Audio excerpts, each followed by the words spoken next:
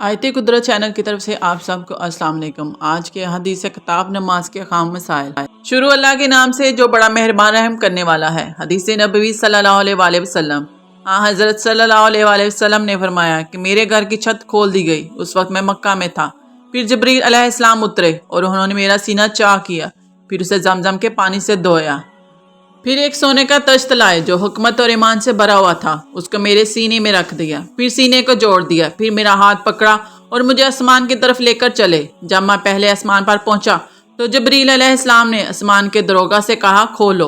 उसने पूछा, आप कौन हैं? जवाब दिया कि जिब्रील। फिर उन्होंने पूछा, क्या आपके साथ कोई और भी है? जवाब दिया, हाँ, मेरे साथ मोहम्मद सल्लल्लाहु अलैहि वसल्लम हैं।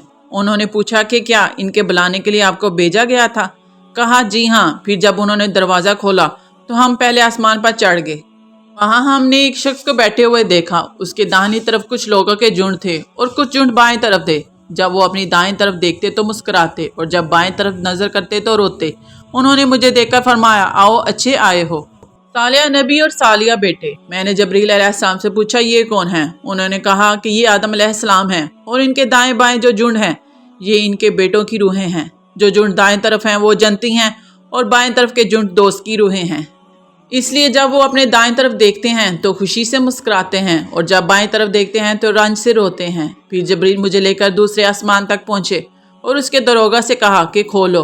उस आसमान के दरोगा ने भी पहले दरोगा की तरह पूछा, फिर खोल दिया। हजरत अन्स ने कहा कि अबू ज़र ने जिक्र किया कि आप सल्लल्लाहु अलैहि वसल्लम यानी नबी सल्लल्लाहु अलैहि वसल्लम ने आसमान पर आदम, अदरीस, मूसा, ईसा और इब्राहिम अलैहिस्सलाम को मौजूद पाया और अबू ज़र रज़ियल्लाहु अन्हु ने हर एक का ठिकाना नहीं बयान किया, अलबत्ता इतना बयान किया कि हुज़ूर सल्लल्लाहु अलैहि वसल्लम ने हजरत आदम को पहले आसमान पर पाया और हजरत इब्राहिम अलैहिस्सलाम को छठे आसमान पर।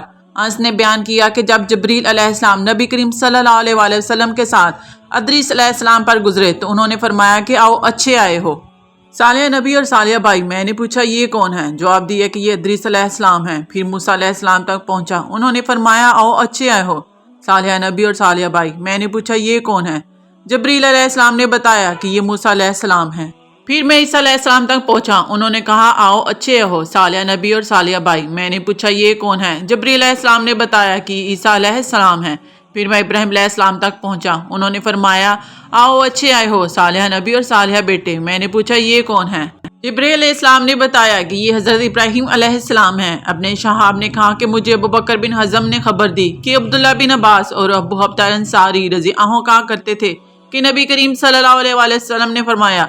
फिर मुझे जिब्रील अलैहिस्सलाम लेकर चढ़े।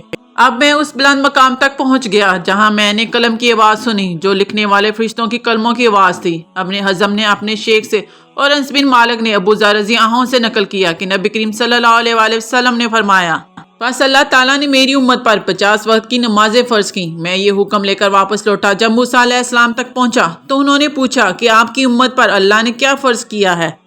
मैंने कहा कि 50 वक्त की नमाजें फ़र्ज की हैं। उन्होंने फरमाया, आप वापस अपने रब की बारगाह में जाएं क्योंकि आपकी उम्मत इतनी नमाजों को अदा करने की ताकत नहीं रखती है। मैं वापस बारगाह रब इज़्ज़त में गया तो अल्लाह ने उसमें से एक हिस्सा कम कर दिया। फिर मूसा अलैहिस्सलाम के पास आया और कहा कि एक हिस्सा कम कर दिया गया है। उन्होंने कहा कि दोबारा जाएं क्योंकि आपकी उम्मत में इसके बर्दाश्त की भी ताकत नहीं है। मैं फिर बारगाह रब इज़्ज़त में हाजिर हुआ, फिर एक हिस्सा कम हुआ।